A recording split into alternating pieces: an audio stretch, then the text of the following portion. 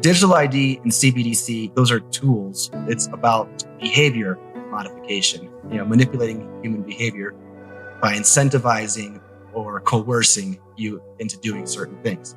They can coerce you with your CBDC. They can coerce you with anything attached to your digital ID, which is what you've said online, your political views, your religious views. All these things are tools that just moving towards a system of social credit. The collectivism versus individualism, you go look at that from a spiritual point of view or as like a more material point of view. There really is no difference between one another. It's just different representations, different avatars of one's own self. If we were going to eliminate boundaries, borders, and join up in the world, it'd be a mass movement from the people. It would be a collective consciousness kind of thing coming from the ground up saying, this is what we want, not someone coming down saying, this is what you need. Welcome to the Staying Free podcast. In this episode, I spoke with Tim Hinchliffe. Tim is the editor of The Sociable, where he covers tech and society with perspectives on public and private policies proposed by government, unelected globalists, think tanks, big tech companies, defense departments, and intelligence agencies. So when I was at the Greater Reset this year in January, I was doing a recording with Havore Moric from Geopolitics and Empire for his TNT radio show. And while we were on air, he mentioned that Tim Hinchliffe was in the chat saying that he was really enjoying the conversation. And in the break, Havore said that I should really check out The Sociable and the work that Tim's doing and bring him on the Staying Free podcast in the future. So he's kind of been on the back of my mind for a while, and I finally got around to asking him on the show. And initially for this episode, I'd planned on having a conversation about everything going on with the World Economic Forum and CBDCs and the Great Reset. But when I was emailing Tim back and forth before having the conversation, Tim told me about a few of his other interests, such as UFOs, ancient civilizations, and psychedelics. So I left this one quite open, and we actually ended up just letting it flow and covering a whole host of different topics. So I'm not even sure what to name this episode at the moment because it is just so broad, but I really enjoyed the conversation, and I hope that you guys enjoy it as well. If you do enjoy the episode, please make sure you give it a like and a share on social media. If you're enjoying the podcast so far, please give it a 5-star rating in whichever podcast app you're using. If you're new here, then welcome. Make sure you subscribe for future episodes. If you want to join the Telegram group and give some feedback and have some conversation about the episodes, then the link for that is t.me/stayingfreepod. Link is also in the description.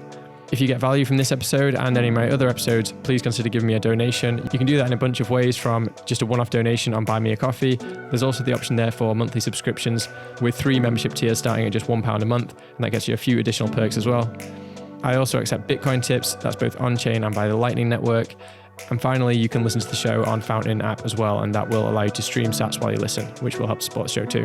So as always, tips are hugely appreciated and will go directly towards the cost of running a show. All right, on to the episode.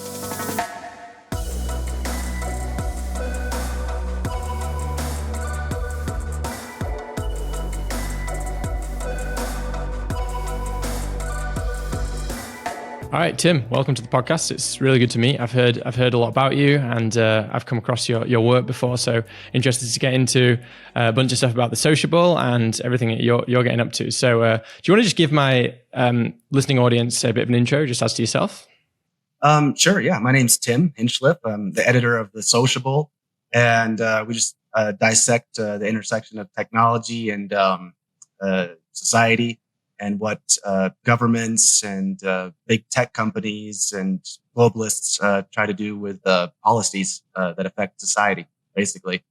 So yeah, I cover the World Economic Forum, the UN, DARPA, IARPA, congressional hearings, just to see how technology affects people.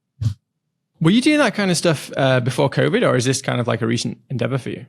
Well, I've been with The Sociable since 2015. And so I used to cover a lot of startups and business stuff, but I started gearing more towards policy when I started to notice that that's how I could reach a wider audience and how that affects people. So, but when COVID came around, yeah, it accelerated everything. And then when I saw, the Great Reset launching, and then I saw, whispers and murmurs of immunity passports and digital ID, I started paying a lot more attention and started connecting more dots. So it definitely accelerated since COVID. Okay, so was The Sociable like kind of, I guess, more into like technology and stuff than before that time, and it's kind of pivoted a bit more towards these covering stuff about kind of digital tyranny and stuff like that?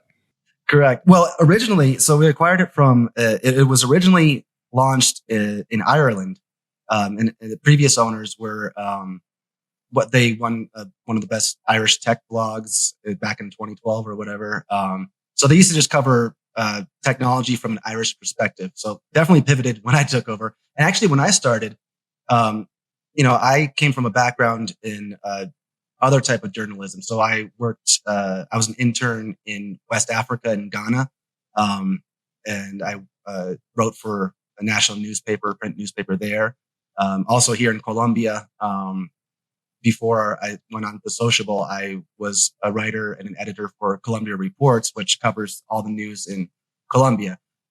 So before that, that's my background into it. So, but when I started with the Sociable, it was a lot of business stuff, but then I also was very much into mythology. So, and in artificial intelligence. So I was writing articles about like the Mayan Popol Vuh creation stories and how those, some parallels with, the creation of artificial intelligence and, things like that.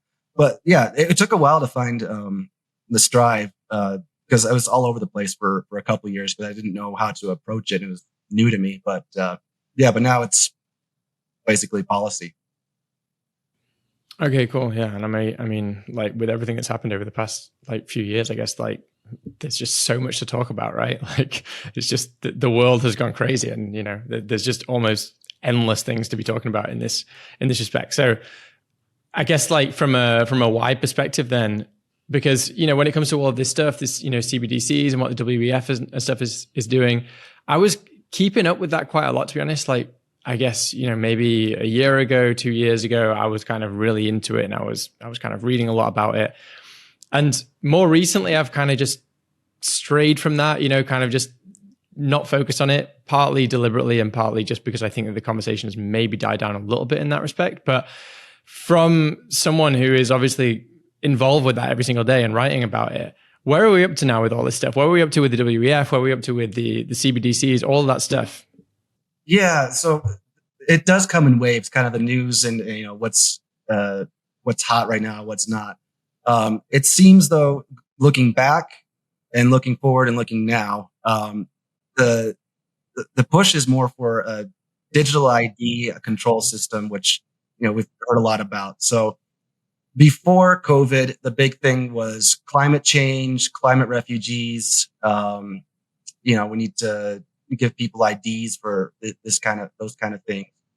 And then when COVID came along, they just mashed that on top of the whole climate or the COVID control narrative. So you need digital IDs in the form of vaccine passports.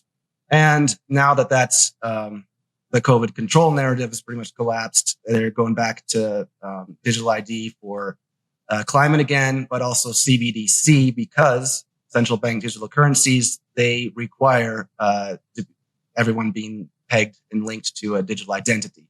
So there's nothing that's going to be completely anonymous. Everything's fully traceable. And the crazy thing with CBDC, well, there's many crazy things, is that it's the programmability. So, they can program how much you can spend, how much you can save. They can put expiry dates on it. Pretty much total control and surveillance over your money. And that's linked to your digital ID. And your digital ID is linked to other things, including your health status. And one of the other things they're trying to bring into that is, carbon footprint trackers. So it all ties back to climate once again. And so basically money being connected to your digital ID being connected to your consumption habits, your, travel habits. And there's many ways that you can be controlled through all these various mechanisms. So right now with CBDC, just on Monday, the IMF managing director was in Morocco, and she was talking about having a complete what they want. They're building a global CBDC platform concept. So that what they want to do is link all these countries. They say every country can have their own CBDC, but it must be interoperable into one global system. And that's just more centralization and consolidation of control from what I see. So with this, all of this kind of digital identity stuff, like you said, they tried to push this with COVID. That seemed to be the biggest push. And now they've kind of fallen back to climate. Do you think, from your perspective, do you think that everything going on with COVID and that whole push has now been dropped? Do you think that they're not going to try this now from a kind of vaccination, health tyranny perspective? They're going now for the climate tyranny? Well, they're kind of bifurcating, but no, I think both are still going on simultaneously.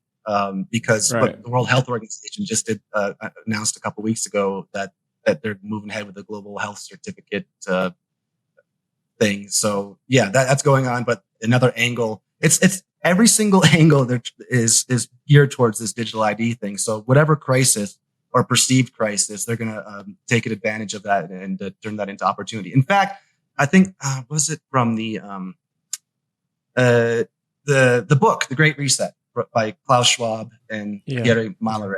I've got a couple of quotes here. So one of them was, so they were talking about, this has happened. They released this book in, I think it was June of 2020 or around that time. And so one of the quotes is, they were very fast in writing that book. Yeah.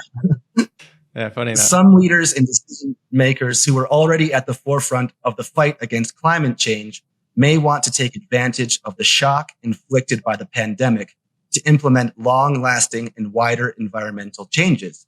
They will, in effect, make good use of the pandemic by not letting the crisis go to waste.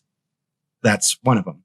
And another quote from the Great Reset book is, if in the post-pandemic era, which we're in now, we decide to resume our lives just as before by driving the same cars, by flying to the same destinations, by eating the same things, by heating our house the same way, and so on, the COVID-19 crisis will have gone to waste as far as climate policies are concerned.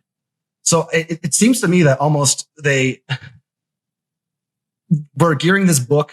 It seems to me they're already preparing this book, The Great Reset or whatever, and gearing it towards climate. But then when COVID came along, they're just like, oh no, let's do this. But it's about climate, but no, it's about COVID. But even I wrote back in November of 2020 a timeline on the Great Reset. It was just a brief timeline.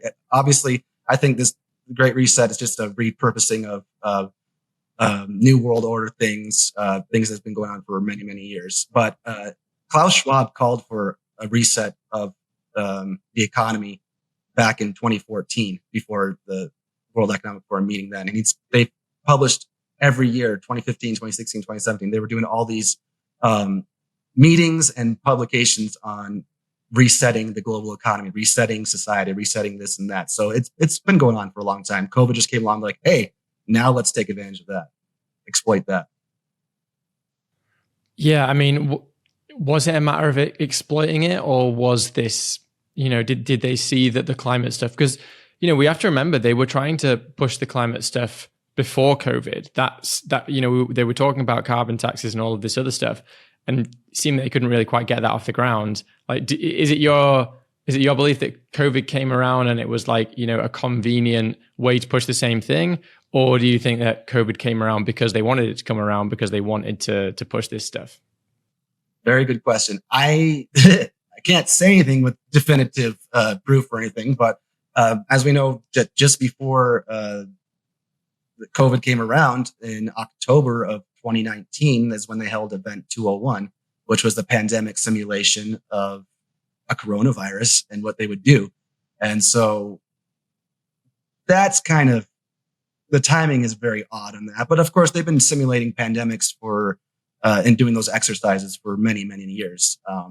And so, the next one they're talking about is the cyber pandemic, which they've been preparing for a long time. So I don't know. Is the question like they were just waiting for something like COVID to come along, or if it was actually planned? That one I'm staying away from.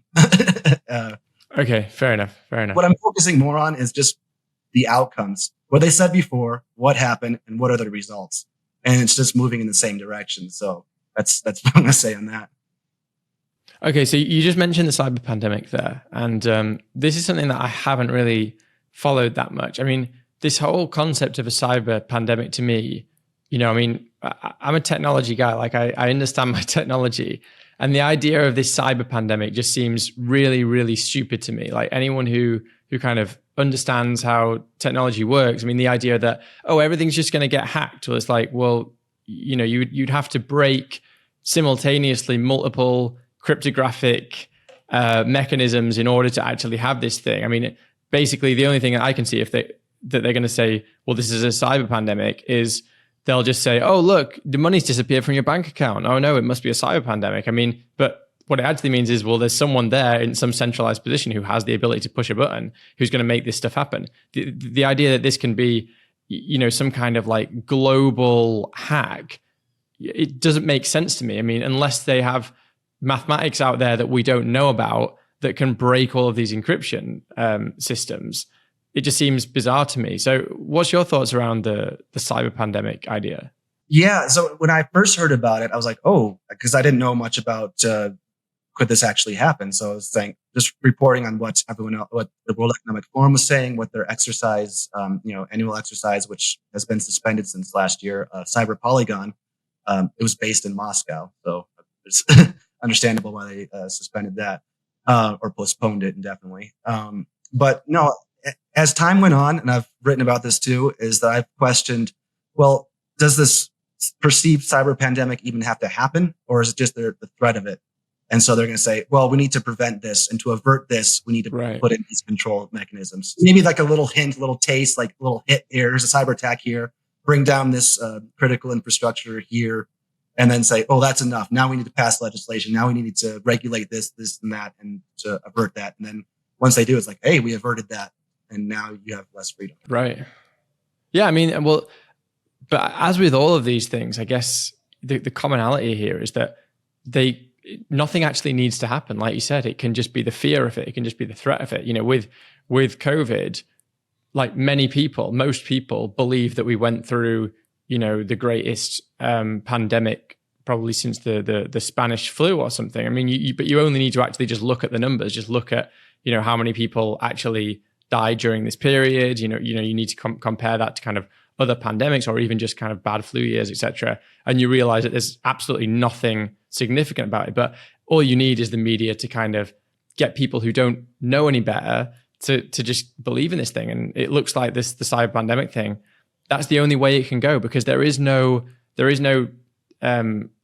idea doesn't really stand up when you actually look at technology. Like, how can this thing happen? The only thing that could actually happen that could even look like a cyber pandemic is that a nation state puts in some kind of firewall which prevents you from doing certain things, from, maybe it prevents you from accessing, certain bank accounts or whatever it is. But it would be done on a national level. I mean, the smoking gun would be really obvious. It's like, well, who's done it? Well, the state has done it. It's the only people who can do it. Some hacker in Russia or whatever, which is probably what, how they'll frame it, cannot shut down your national internet without, literally coming over here and having access to that. So, yeah, I mean, the cyber pandemic thing is just the latest psyop, right? There's no substance behind it. It's just going to be fear.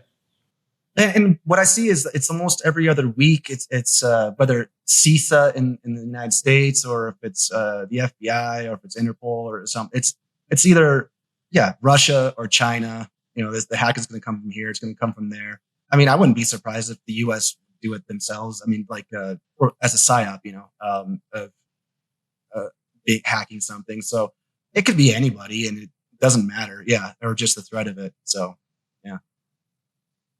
Yeah, exactly. And like you said, at the end of this, the way that they're going to do this, they're going to say, hey, well, there's going to be this cyber attack. So now you need to kind of get on this digital system. Don't worry, we're going to protect the internet. But in order to make sure, we need to verify you're a real person. We need to kind of, everyone who uses the internet needs to kind of like, before you even access your kind of service provider or whatever, you've now got to prove this is your identity, and then everything can be tracked to you. There'll be no such thing as, VPNs and things like that will be useless, because you have directly said, this is who I am. There's no kind of like routing around it. They're going to try and get it so that your identification is tracked from start to finish. Is that the way you see it going? Yeah, pretty much a passport to the internet, which is a passport to everything digital. It's a passport to, many life situations. Plus, with the coming metaverse or metaverses, that's another thing. That's what the WEF put out a report saying that digital ID would be the nexus of an interoperable metaverse. So, and that's your avatar or whatever. So, making sure that you say who you say you are, and whatever you do in the digital realm, that can affect you in the physical realm. And it's just another total mechanism of surveillance. How do you think that's going to come about? Like, what do you think we're going to start seeing as those first steps? Because I have my theories as to how it will be framed and how it will be sold to us. But do you think it's going to be literally the government coming out and saying, here it is, you can have a government ID, or where do you see that going? I see a lot of, slow rolling and implementing step by step different restrictions. But no, I see more of what globalists always push is the public-private partnerships and collaboration. So wherever the government can't legally do something and overstep their lines, they just outsource it to a private company, and a private company can provide data to governments, and so them working hand in hand. That's how I see it rolling out. And to start off, it's going to be about convenience and safety, security, cybersecurity stuff. But then later on, I see it morphing into something of more control. Yeah, with you were mentioning that the idea with all of this stuff is that there's going to be, everyone can have their own system in their country, but it has to be interoperable with some kind of global system. There has to be some kind of global interoperability. How does that tie into these conflicts like Russia and China and, these supposed enemies? I mean, I'm skeptical as to whether Russia and Putin really is an enemy, or whether that, that entire conflict is just all part of, these are essentially people they're still on the same page when it comes to, this global governance stuff. They just have their, maybe perhaps some disagreements within that. But I guess, how are we going to get global interoperability when everyone has differing kind of demands? I mean, couldn't we just see essentially like fractions, like some form of tyranny that maybe encompasses China and Russia, and they have their own digital ID system, and then, perhaps the West has a different one? Like, how do you see that going down? Well, yeah, it's very possible. And that's also another thing that they've spoken about at the WF meetings. And also, who else I was listening to, or was it Interpol? But I can't remember. But the whole idea of a splinter net or splinter nets, that's a big thing. So yeah, it could be, Europe has one, Russia, Iran, China, or whatever, North Korea has one. And but it's still the same, that's what they talk about. The globalists talk about moving into multipolar world. Like there's no one dominant one. So yeah, fragmented. And well, if you keep them fragmented, you don't know what's going on with the other internet, or whatever's going on in other parts of the country. So I think that could definitely, when you don't know, you can't access that information. Like take, I guess, North Korea, for example. If, no one knows what's happening outside their country, then they stay locked in fear and control and are submissive.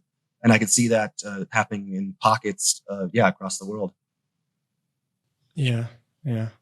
So I guess before we move on to some lighter topic, one more thing I want to ask you about this is just like, in general, what do you think is the thing of biggest concern right now? We've kind of gone past, I think, the COVID stuff. That was my biggest concern, honestly, for the past few years, has been the vax pass stuff, has been this segregation of society, which I mean, they didn't really achieve it, but I think they could have. I actually think that there's no reason they couldn't have gone 100% on that. The sentiment and everything was so crazy. I really think that if they had have started saying, we're going to start rounding people up who are unvaxxed, I think that most people would have just gone along with it. They could have actually pulled it off. In my opinion, I think that we demonstrated perfectly to them that we are ripe for that kind of thing, that, we're not going to stand up against it. But obviously somehow we've kind of moved past that, whether that's from pushing back or whether that's just from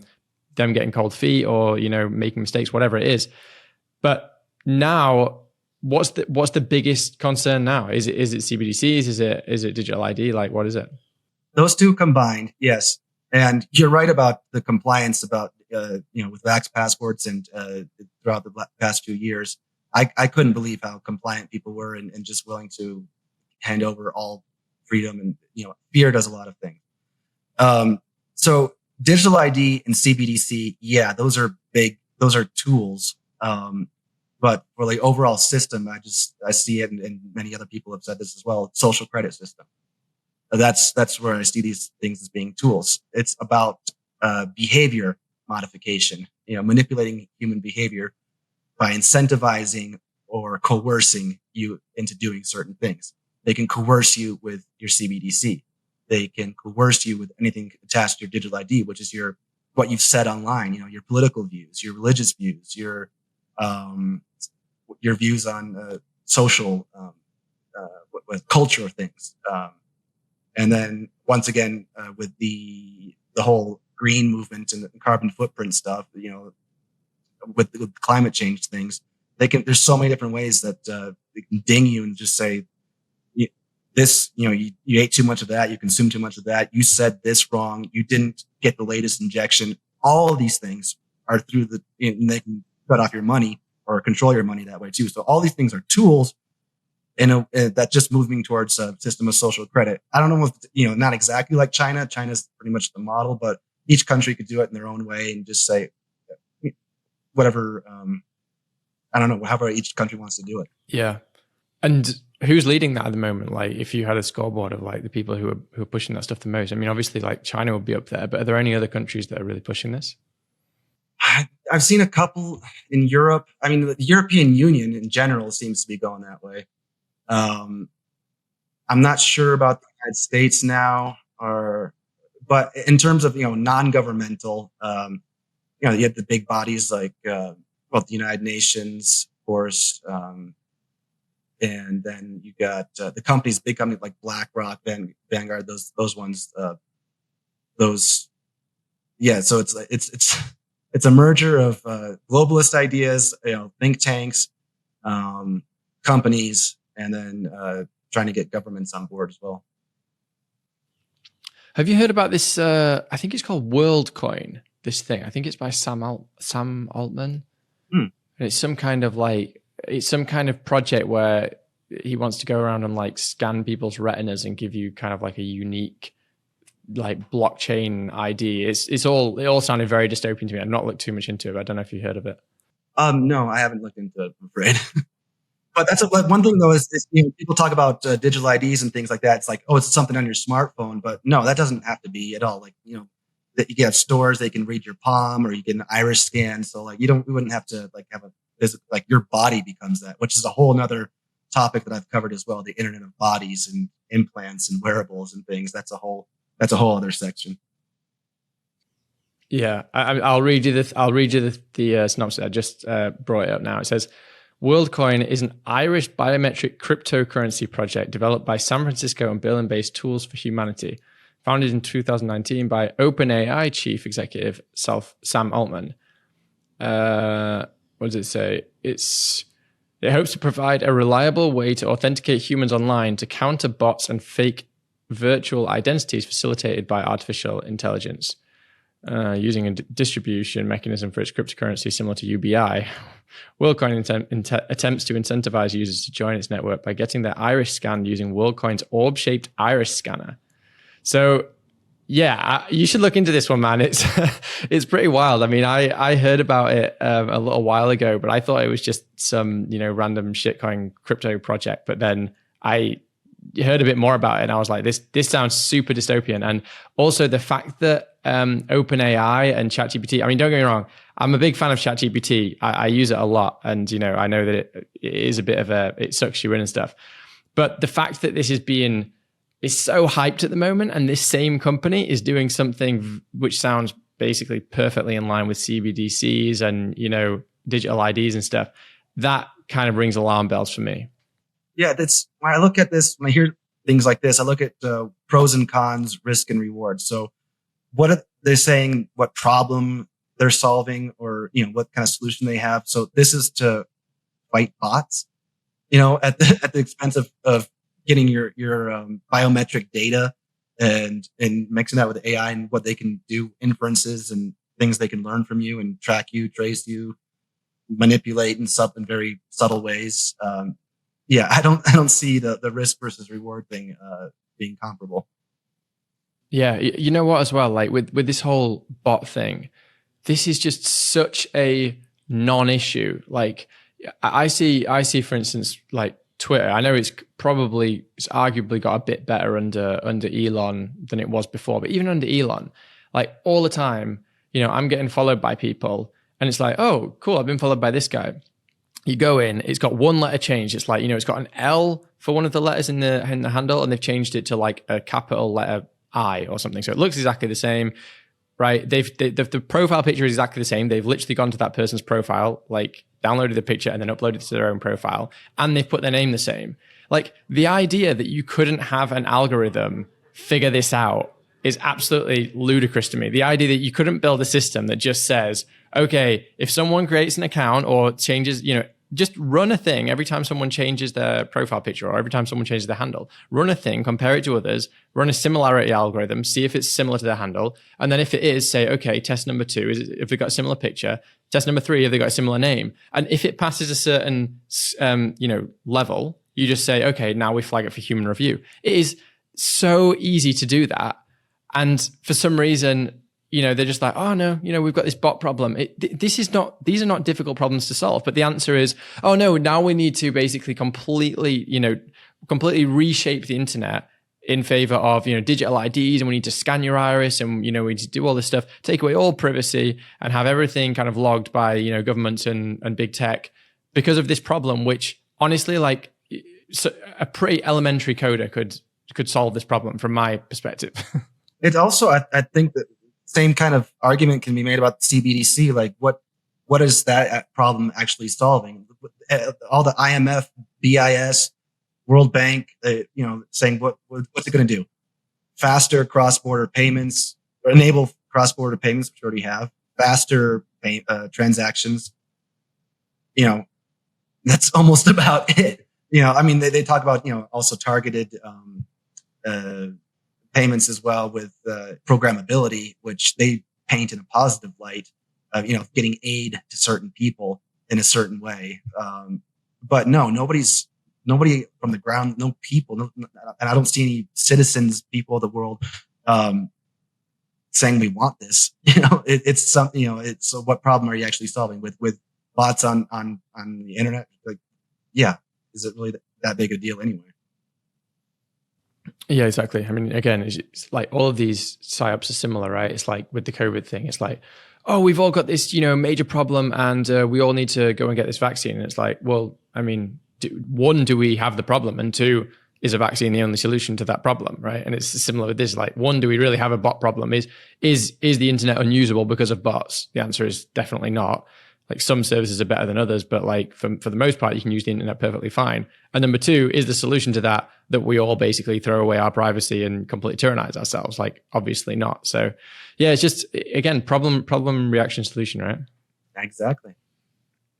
Yeah. All right, let's talk about some more interesting stuff, man. This is let's get into, because I know, in your the stuff that you sent me, I was, yeah, as I said to you before, I was kind of surprised some of these other things. I'd heard about you as a writer about these kind of things, big tech and obviously like everything going on with WEF and digital privacy and stuff. But I didn't realize some of this other stuff that you were into.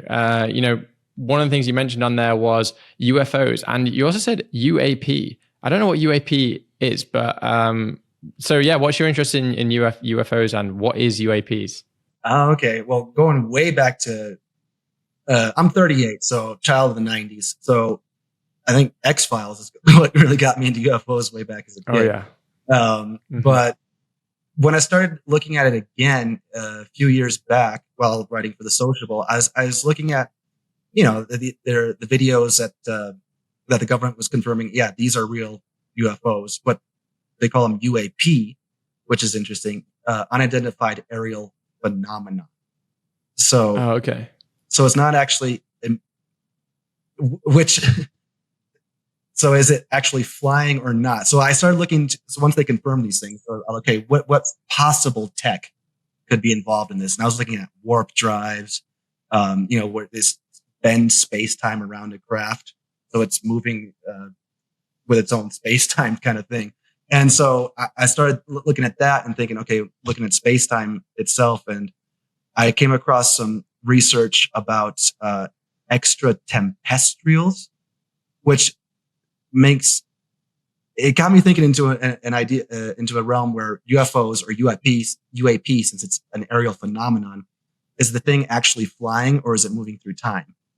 So like, is it bending time, space time? So the idea that these things whether they're from another galaxy, solar system, if they're from outer space, or if they're from another dimension, or could they be people from the future moving through space-time? So that just got my interest really going in that. It was from, so I've always been interested in UFOs. And then also once they confirmed it and I started looking at the tech and found it pretty interesting, but I've got no conclusions on it. I just find it fascinating. Yeah, this is something that this was probably my earliest experience as well, getting into all this conspiracy stuff. It's funny, I've talked to quite a lot of people who are into all this stuff, the kind of stuff we talk about, very skeptical of government and kind of into conspiracies and things. And a lot of them seem to have some kind of, I guess, sci-fi conspiracy type stuff they used to consume as a child, because I was a big X-Files fan as well. And I also used to watch, don't know if you're from America, right? So I don't know if you had this channel. We had a channel called the Sci-Fi Channel. Did you have that one? Oh yeah. Oh, you had it? Okay, cool. I used to watch the Sci-Fi Channel as a kid, just on repeat, whatever was on there. I was watching stuff about ghosts. I was watching stuff about aliens, everything. And in particular, I just loved UFO stuff. I just loved it.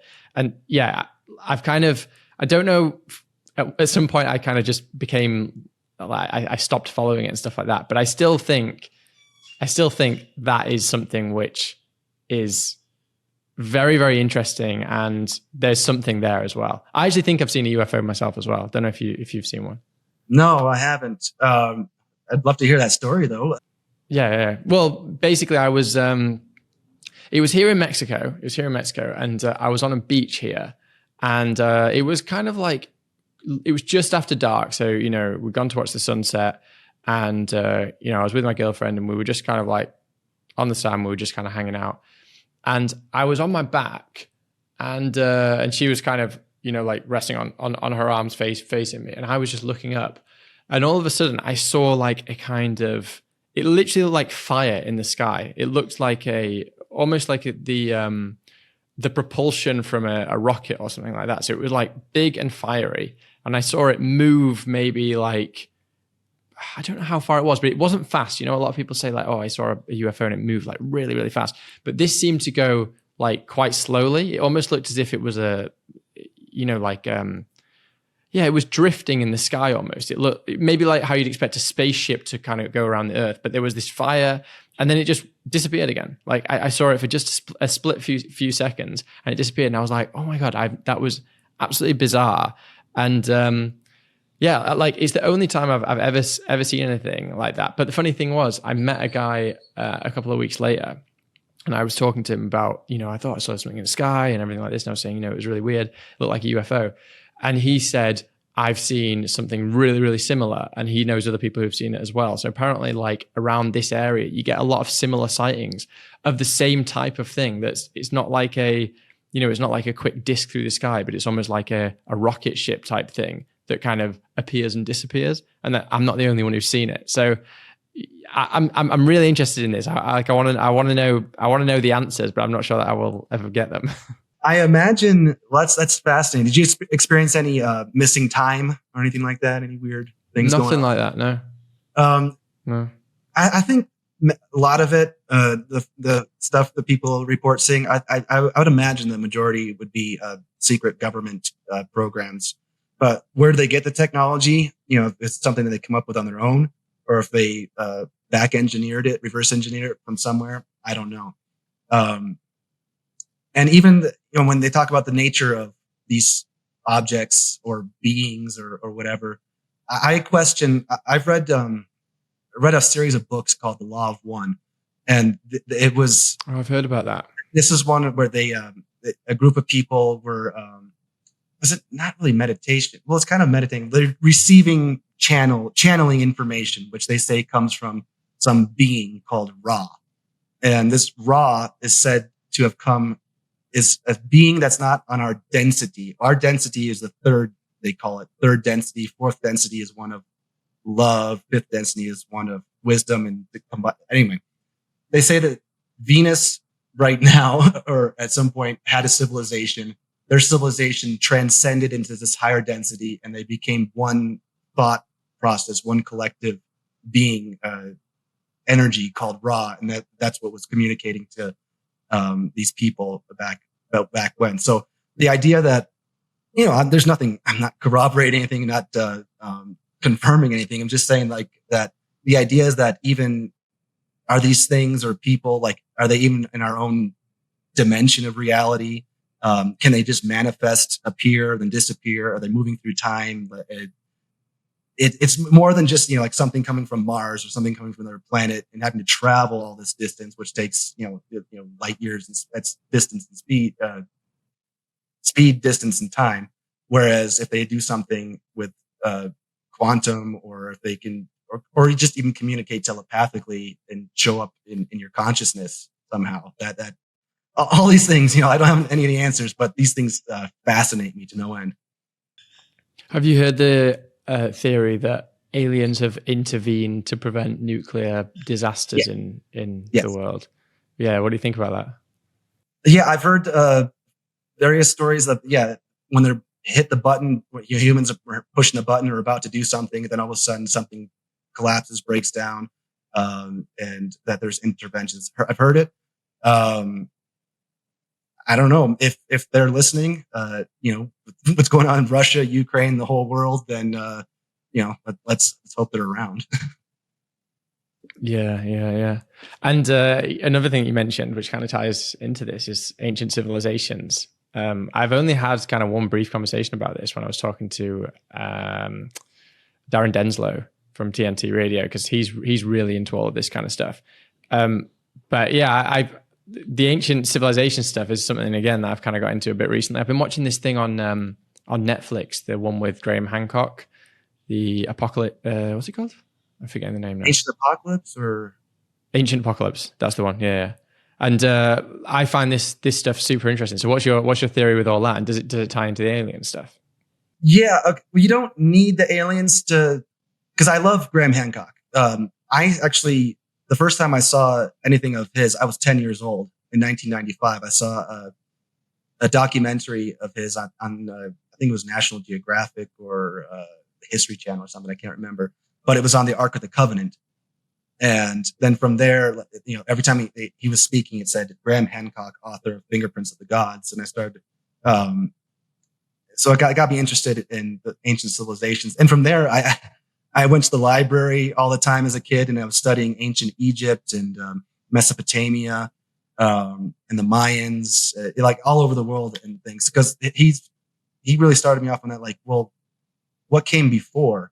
Because all we have, the information, is like civilization started like around 5,000, 4,000 BC in Mesopotamia and then Egypt. And then before that, there was no real civilization. But I happen to agree. I've read many of his books, Graham Hancock's books, that I believe that there are multiple civilizations before. There are multiple catastrophes on the earth. Different ancient texts talk about, of course, the last one being a flood. And so what Graham Hancock has been talking about is like a civilization before the flood. But I think it's very cyclical. I think the world travels through Earth. We're traveling through different areas of space. And I think just as the Earth revolves around the sun revolves around something else, and this revolves around something else. So it's like a clock, a dial, like, every time, and it's a very, very long process of time, like thousands, hundreds of thousands, maybe millions of years that these things happen. So the last one, the flood, end of the last ice age, the flood, that's what his theory of destroying a previous civilization. I think there's a lot of, a lot of truth in that. And I think that there's probably even older civilizations. One, like the Mayans talked about, different suns, they called it, different ages. So like the last one was destroyed by water, flood, the previous one by fire, the previous one by earthquake. So I just think these things are cyclical and they happen all the time over very large scales, and that we forget everything from before. So we start anew. So the current, mainstream archaeological, anthropological thing is that we, hunter gatherers we're progressing up into agriculture and society and civilization. But I still think there was remnants of that. There's a higher civilization or civilizations way before. That is so interesting. So yeah, I've not heard it phrased like that before. It's almost like as we're moving in outer space, and you've kind of got all of these different kind of bodies in space that, it's extremely complex, and you've got all these orbital systems going on, but that at occasional like periods, you go through something which resembles something we've gone through before, right? So maybe some of them happen that makes a lot of sense, right? Because you could, we know that, let's bring it down to the level of like, a day. Well, in a day, we know that we have day and then we have night, right? So we know that, it gets warmer in the day, it gets lighter, etc. And then at night, it gets cooler and it goes dark. And then you could extrapolate that out and say, well, what happens, in a month? Well, in a month, we know that there's kind of certain lunar patterns that occur during the month. Certain things happen with the tides, etc. Then you could say, okay, well, what happens in a year? Well, in a year, you've got 4 seasons. You've got like the 4 seasons going from kind of cold to warmer. It gets, heats up in the summer and then it goes cold again in the winter. And then you could say, well, what happens on a 10? And then there's no, why should we stop there? I mean, it makes total logical sense that for us as humans, we look at everything in a human lifetime, right? So we can even look maybe at what the climate's doing in a 100-year period because it makes sense in a human lifetime. Once you start going beyond that, it becomes incredibly difficult to predict and kind of more and more like theoretical as to what's going on. But it makes perfect sense that, we're looking at the micro, even a day or a year or whatever, or even 1,000 years looking at the climate is actually still micro on the level of what's going on in the universe. So if you kind of extrapolate that out to what's happening on the macro, then you could say, okay, well, now we're talking about things that happen every 10,000 years or whatever, that it makes perfect sense for them to be seasonal as well, just in the way that we have seasons during a year. Exactly. I even read something quite a while back about interplanetary climate change. Like, so are we just looking at things on Earth and everything has to be about CO2? Or does it have something to do with stations of the sun, the seasons? And yeah, as I mentioned, of how like our solar system, we're not in a fixed place in the universe. Like we're constantly moving through different spaces, and as that cyclical thing, it's like as above, so below. Like from the smallest thing ever, like they say, in an atom, there's a nucleus and electrons going around. Same with planets. Same with galaxies even. So when a galaxy, so if you think on the micro, the planets and the solar system, and that's going through, but these galaxies are also going like this. And who knows, are there multiple universes, metaverses as well in that respect? No idea. So, but it seems plausible. So that makes you think a lot about the whole climate change thing as well. Is just, are we going through a season where, thousands of years ago, they have samples, like there was warming, there was cooling. What happened before humans? Was that was that our fault? Like before we even existed, that these things were going on. Yeah, the climate thing for me, it's something that I didn't really think. I was fully on the climate change bandwagon before 2020. Like I believed all of it. Like I didn't really question any of it. I just assumed that all of these kind of quote unquote experts knew what they were doing. And then when everything happened with COVID, I kind of realized, okay, well, science can be manipulated. Like that was my kind of, I guess, my first big moment of being like, okay, this can be, science can be corrupted. Like propaganda is real. And since then, I've been thinking more about the climate thing. It's not. I don't spend too much time on it. I haven't really fully gone down the rabbit hole. But I look at stuff like, we have photos of like London when like the Thames was frozen over. Like, I don't know whether the photos actually, they might be, I'm not sure if they were drawn images, but certainly like this happened. Like it's documented. We know in history that like the Thames froze over. I think like multiple years in a row, there was like essentially extremely cold winters. And we've also had extremely hot summers. And these things have happened in history, but now it's like, okay, well, everything now is due to carbon dioxide. And I do sympathize with the idea that they say, well, it's the speed at which it's changing. Like it's changing really, really fast now. So that's the only door really that's still open for me. The only question that I need answered, and I don't know the answer to it one way or another, is the current change that we're seeing in the world of temperatures, first of all, is it happening? Because I know that there is, some people say that the earth is actually cooling, etc. But if it's warming, as is claimed, how fast is it happening? And is it happening abnormally fast so that we know that it must be related to something, human cause rather than natural cycles of climate. Or even if it is happening abnormally fast, do we know that's human caused? Right. Or is true. So that's, you're right about, when COVID came along and started questioning things. Yeah. Before I've been skeptical about the World Economic Forum for quite a long time, but I used to believe in things like the UN, the WHO. I thought that these were, these are experts and they got things right. But when COVID came along, like there's different groups of people, like people who are kind of, okay, I think so. This is okay. Look what they're saying. Oh, that makes sense. But then all of a sudden we see these things, we start to question things, and it all just comes unraveling. Whereas other people, they just doubled down and said, trust the experts. That's all I'm going to do. Which is like, these are the experts.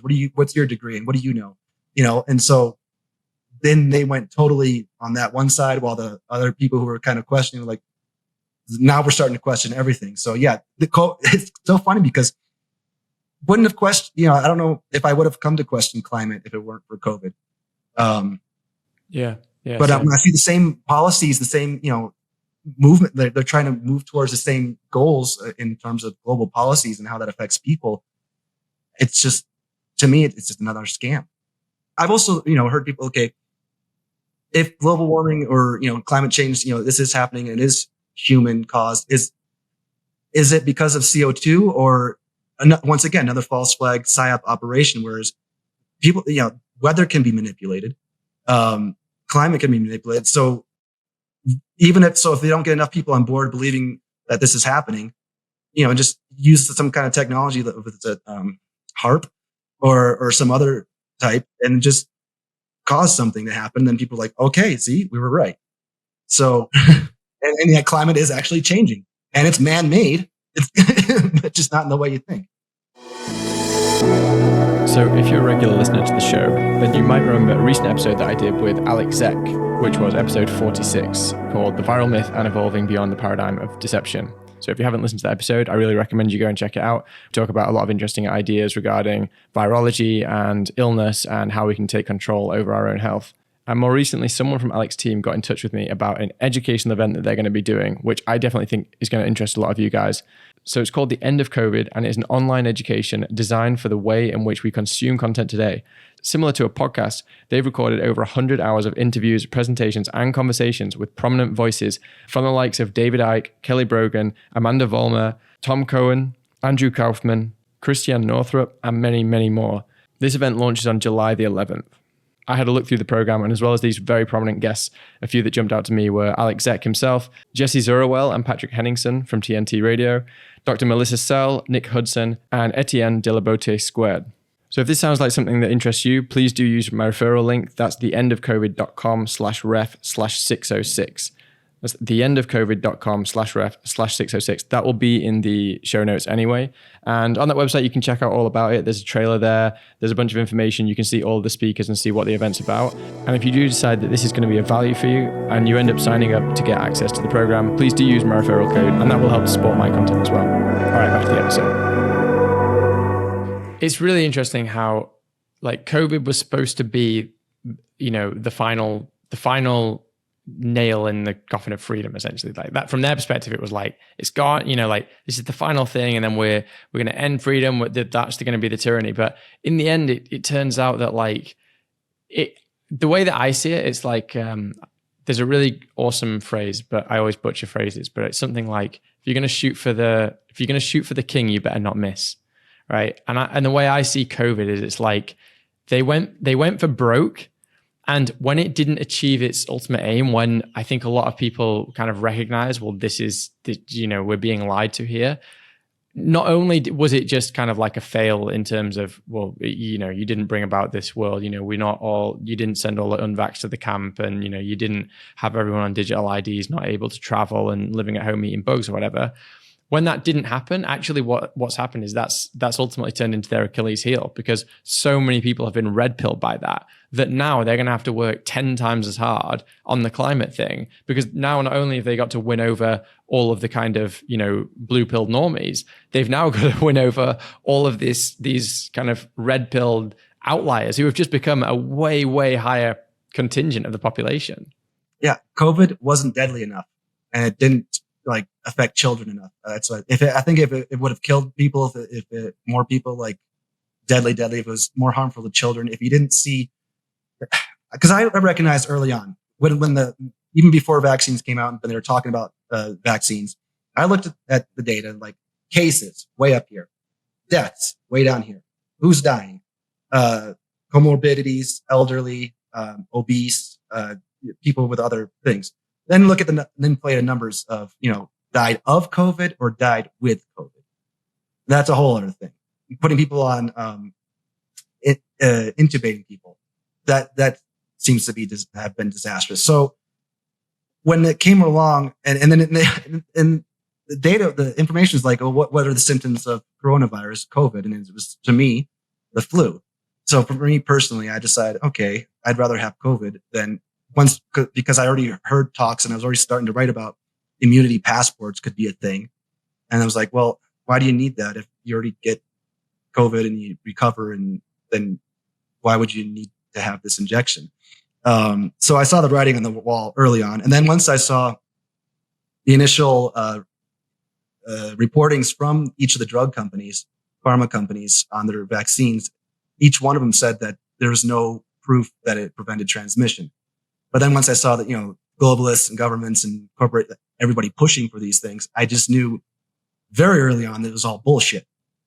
So yeah, that I don't know where I'm going with that. Well, I mean, they tell you. They actually. This is the weird thing. They actually tell you. I mean, I try not to get too much of a tinfoil hat on, although compared to most people, I've definitely wearing the tinfoil hat. But like, I actually have a lot of sympathy for those people who say, like there's this kind of demonic inversion thing going on. Like and part of that is that they tell you what they're going to do, so that it's almost like to kind of get your consent for it. It's like with everything they say, it's like, well, you consented, they like, because it's true. They didn't actually come around and force the jab in your arm. They didn't come around knocking on the door and forcing you. And they didn't, yes, they told you were going to lose your job and this, that, and the other, but technically it's not forcing you. And with all this stuff, it's like with the transmission stuff, it's like, oh, well, we didn't actually tell you it was going to, we insinuated it. We said it makes you a good person. And we said, you're an awful human being if you don't take it. And, you're going to put your family in danger. But we never actually said the words, it stops transmission, right? This is what they do. They kind of like, they play both of these sides and they kind of just give it enough to try and save their own karma.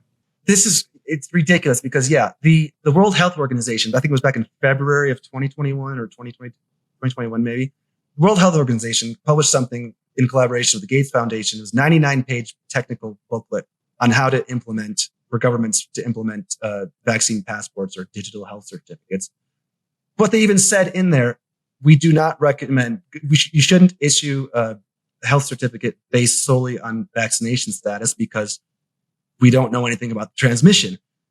So they tell you, don't do this for vaccination status, but if you're going to, this is how you do it. But I think many people did say it would prevent transmission. I mean, we saw Rachel Maddow, we saw Rochelle Walensky from the CDC, we saw even Joe Biden himself said it, and I think maybe Fauci said it a few times as well. But the drug companies themselves, in their documentation, no. And then we saw in the European Parliament a while back that the Pfizer representative said they didn't even test for transmission. So, but yeah, they tell you. Yeah. As you mentioned about that demonic thing, or what cultists do. I've looked into the, looked into the occult and esotericism and Freemasonry and Hermeticism and Gnostics and everything. And okay, there's elements of that you need to tell what you're going to do in order for you to accept it. You have to. It's that suggestibility. Right. Okay. So you've actually gone down that road and looked into those stuff because. Oh yeah. Yeah, that's that's not something that I've looked into. I definitely think there's something there with all of the occult and some of this kind of like dark stuff. Would you call it demonic? Is demonic a good term? Because I guess like for me as a person who's not, it seems that way, but also I'm not like too religious. I kind of almost feel like I need a different word to describe it. I guess like darkness or some kind of spiritual depravity is the better way of terming it for me. I do see a spiritual element to it. So I mean, to a Christian, it would be demonic. To maybe a Muslim, it'd be the jinn. Right. And other people, the Gnostics, I think they're called archons. And it's, I've been on psychedelic journeys myself, and I've had experiences where I felt like, where's this information coming from? Why am I hearing this? Why am I seeing this? Like, who am I actually communicating with when I'm on these things? Or is it just a epiphenomenon of the brain? Is this just creating something from my own head, or am I receiving something from somewhere else? And so for when these, thinking about the occult, people think about in secret societies, I don't know what goes on in those things. I don't know who's a member of what, who's a part of what they believe, but I see certain, sometimes, elements of this in what they're doing. So I'll give an example. So there's a book called the Kybalion or Kybalion. It was written in 1912. It's supposed to be a study. It's supposed to be knowledge or wisdom coming from Hermes. But it has different chapters and different principles. And one of these principles is called the principle of polarity, which I think relates, even if people in power who are trying to control and manipulate the world, even if they don't ascribe to this or haven't heard of it, I think there's some principles here to take away from. So the principle of polarity says that, I'm quoting here, everything is dual, everything has poles, everything has its pair of opposites. Like and unlike are the same. Opposites are identical in nature, but different in degree. Extremes meet. All truths are but half-truths. All paradoxes may be reconciled. So that's just like, when I see messaging coming from globalists, governments, I see a lot of half-truths. And I think they recognize this. So if we just give them this little bit, this little bit, but it's part of this other thing. So we can say that something is good, but it's also bad at the same time. We know it's bad, but we'll just give them this part because that's just how they operate. I see. You have to read between the lines, and I just see a bunch of half truths. You can't have light without dark. You can't have hot without cold, good without bad, yin yang. It's just a swinging thing, a pendulum that I see that, which I think that's what they do to manipulate people. If someone is getting a little too much on the negative, they just try to hit you with a little bit of positive. If it's too much positive, they try to hit you with a negative. Just try to keep that balance, which I see those kinds of forces happening in the world. Interesting. Did your kind of ideas about polarity and duality and stuff like this, is that because of, is that from your psychedelic experiences, or is this just something that you've had as an interest for a while? No, it's no, not on the polarity. No, I've thought a lot about polarity and duality throughout the years, like how even machines and how computing and binary and things. But what psychedelics kind of brought to me is that even out of those two, there's a whole, there's a oneness to everything. Which I also got from reading the Law of One books as well, is that there really is no difference between one another. It's just different representations, different avatars of one's own self. And then in that respect, we're all one, but that's kind of also a new age hippy dippy thing that I see it from a certain perspective, but I also can see it once again, using the principle of polarity, how you can control people like that. We're all one world, one people, one earth, one nation, one government. I can see how that can be manipulated in various ways as well. Yeah, totally. I mean, that it's similar for me. A lot of these kind of ideas that you talk about have kind of availed themselves to me on psychedelic experiences. Like, ideas of like yin and yang and things like that, they have like a real depth to them when you're in that state. You kind of like just see it from a different perspective. But yeah, I know what you mean. There is this temptation to be like, if you start talking about we're all one, we all come from the same source, there's this temptation to be like, okay, well, if you advocate for that, why wouldn't you advocate for world government and this kind of stuff? But it's very different. I mean, we kind of come from the same source, but like having our own unique place in the world and having our own free will and like exploring our own like freedom in the world. ultimately leads to the positive outcomes in the world. Whereas if you're trying to control everything from the centralized point, from that kind of point of everything's the same, and you try to make everything the same, then you get rid of all contrast in the world. Like, and if there's nothing worse really from a spiritual point of view of just sameness, mundanity kind of thing. It's like, if everyone is the same, everyone's under the exact same system and is expected to be the same and own the same, etc. Well, that's kind of pure darkness. Like, you can't have, and like you said, you can't have the light without the dark. So if you have, you can't have let's say, for instance, people who are wealthy. Well, if everyone has the same wealth, nobody's wealthy. Everything just becomes the same. There is no contrast there. You have to have wealth, and you have to have people who are more and less wealthy. And as long as you're kind of like trending in a direction of everyone becoming more wealthy, you're always going to get those contrasts. But probably you're going to see the contrasts increase as everyone gets more wealthy rather than decrease. Like, it doesn't normally work the other way. It doesn't normally work that if you make everything the same, that doesn't normally lift all the boats, right? Like, the boats are normally lifted where yes, some people get richer and other people get richer, but only more slowly, etc. I'm kind of maybe going a little bit off track with my original point here, but these ideas of contrast, like being important on the individual level, but also having a recognition that we come from the same source on a kind of spiritual level. I think that's where the sweet spot is for me. Yeah, that's because yes, the collectivism versus individualism, you go look at that from a spiritual point of view or as like a more material point of view. I agree with you, because we need that freedom to express ourselves, freedom to grow, freedom to develop. And if we're not interfering with someone else's process, then that's awesome. But originally from the same source, we are one in kind of that harmony in spirit. But once again, I did see it being manipulated in other ways. But I completely agree with where you're coming from. Yeah, and the thing is, that truth that we are all from the same source, anyone can experience that. I mean, go and have a psychedelic experience, and you will experience it. It doesn't matter how much of an anti-collectivist you are.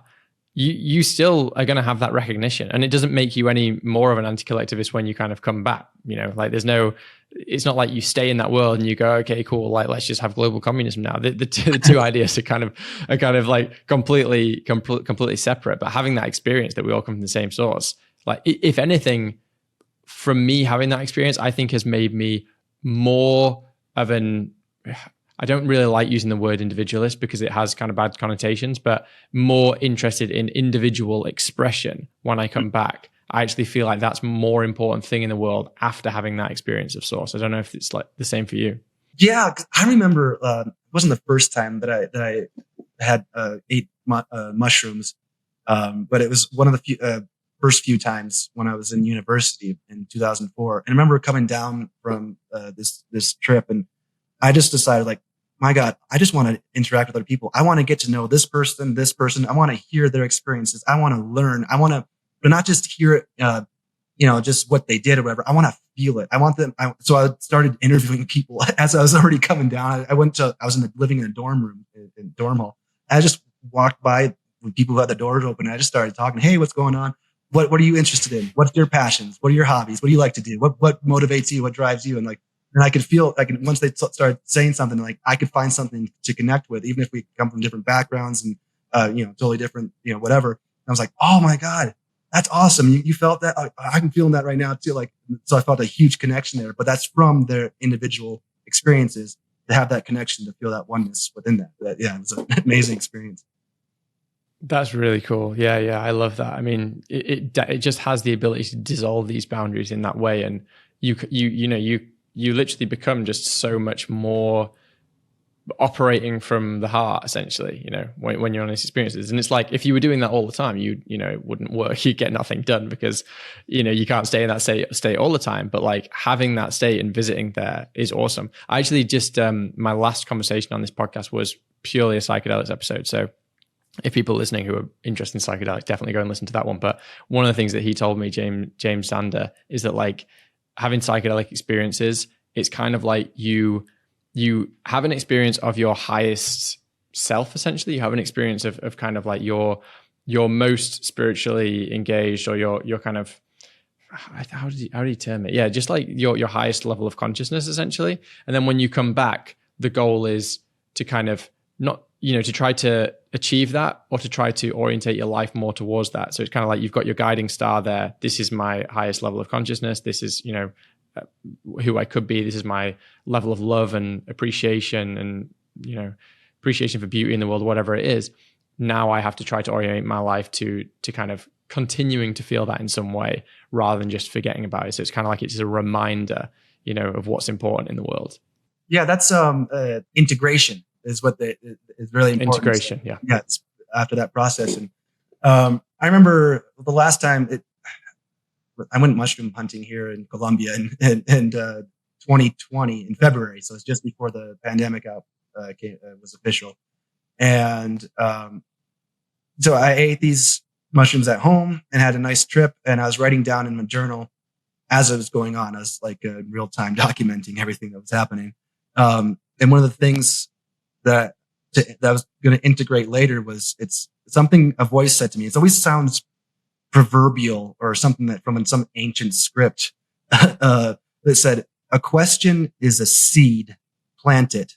Its fruits shall be your answers."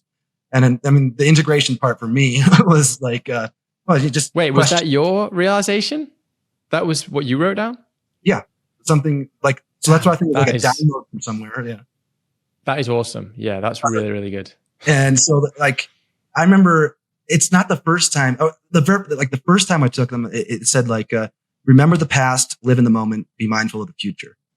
Was another kind of download thing. These are really simple things, but these are things that I've been integrating, into life. It's just question everything. Like, why is the wind blowing in this direction? Or why does wind blow? Where does wind come from? Where does this, I'm really interested in origins of everything. So, why are things happening? Why are systems the way they are? Why do people act the way they are, behave? Why does anything?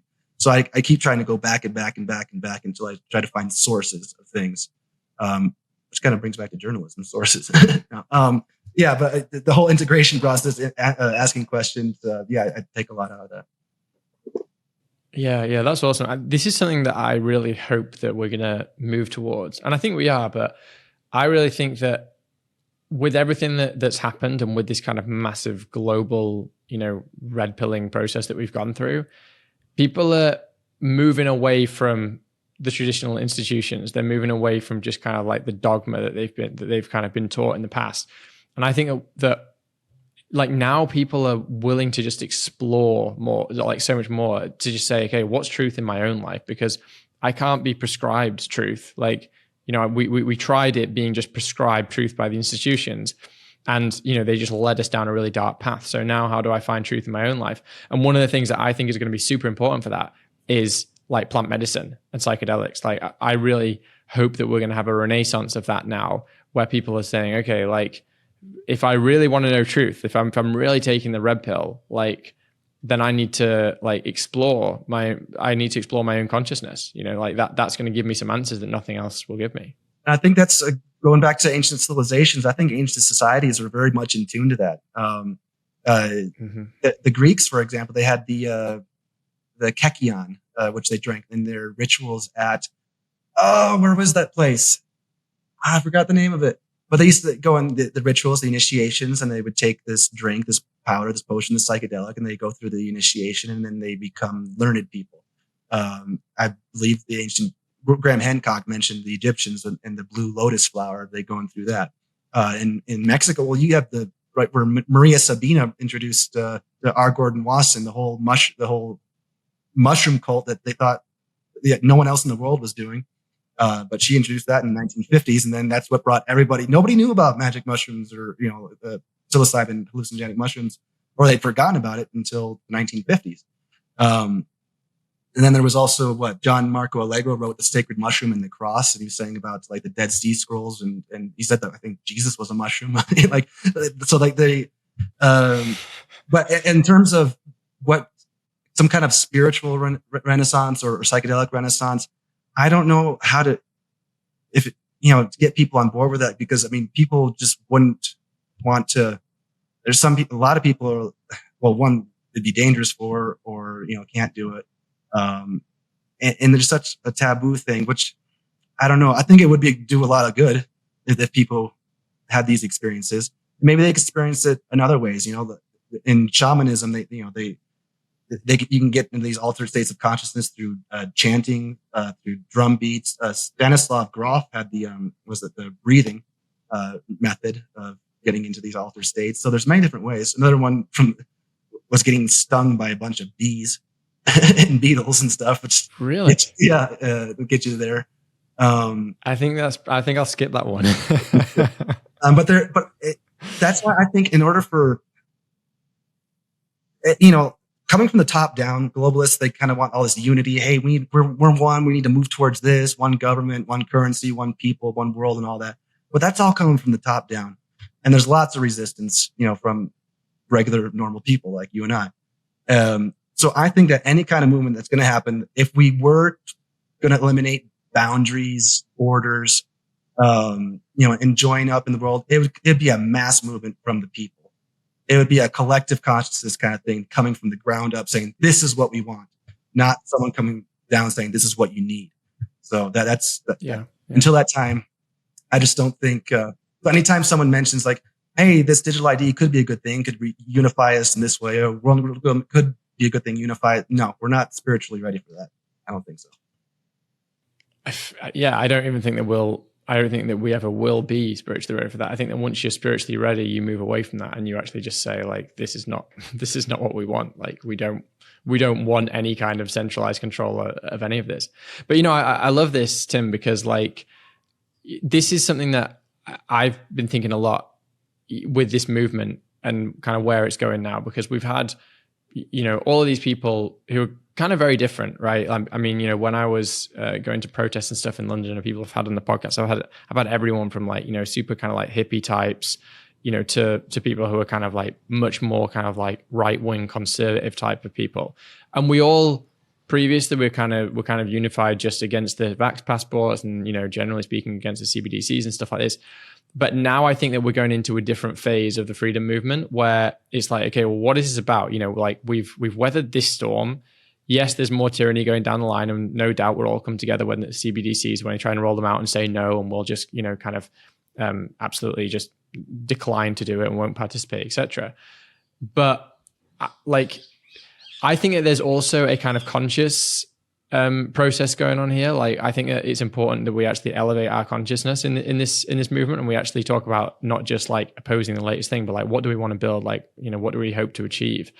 And it's cool. I didn't realize that you were kind of, into all of this stuff, like psychedelics and all this kind of stuff, and plant medicine and exploring consciousness. But I think it's a really integral part. But then you've also got people who are kind of like supposedly in the movement, supposedly on our side, and these aren't, I'm not talking about even just like very like super mainstream people, but I'm talking about like kind of second tier, like influencer types. And I see them kind of just talking all the time about like the trans stuff or whatever it is. And I just kind of feel like it's a bit of a derailing. Okay, like, we can all agree, like, let's not trans kids and stuff, but let's not spend all day talking about it. Let's actually talk about how are we gonna elevate our consciousness? How are we gonna like build healthy communities? How are we gonna like heal our trauma? How are we gonna do all of this stuff now that we're not trusting the institutions? Now that we're moving away from the way that we've done things before, how are we going to work on the real things that are important in life, like, family, community, like health, whatever it is. And that is happening, but I do worry that it's not happening in completeness in the community. There's kind of like, there's two kind of like fractions now. There's like a conscious resistance that's happening, and then there's a more unconscious resistance, which is still just, oh, we hate liberals, we hate this, we hate that. Like, do you know what I'm saying? Yeah, a lot of distraction and division. I have to admit that personally, with what I do, what I find meaning in life, and what I write about, is that I just want to show people what's going on in the world and how these things can affect them, and just give them information. Do what you want with that. That's for like more of the society thing, and not so much as like a community thing. And then on a personal level, I just want to be left alone. So once I started realizing, after when COVID came around, it's like I see more and more infringement on my liberty. Like, hey, I don't want this. Show other people what's going on. Do you want this? Do what you want with it. I'll keep getting this information out there. Meanwhile, because I just want to be left alone. And then once being left alone, you start from scratch, start small in your local community, then build out from there. But for right now, it's just like, stop abusing me. I don't want this. Take your vaccine passports and shove it. I'm going to tell as many people as I can. And then people smarter than I can come up with these solutions. Cause that's the one thing I'm always, I've been questioning a bit, like on solutions of what you propose and things. And I don't have them. What I see my role in is showing people what's going on, and then, just wanting to live a normal life, away from all of that. Yeah, fair enough.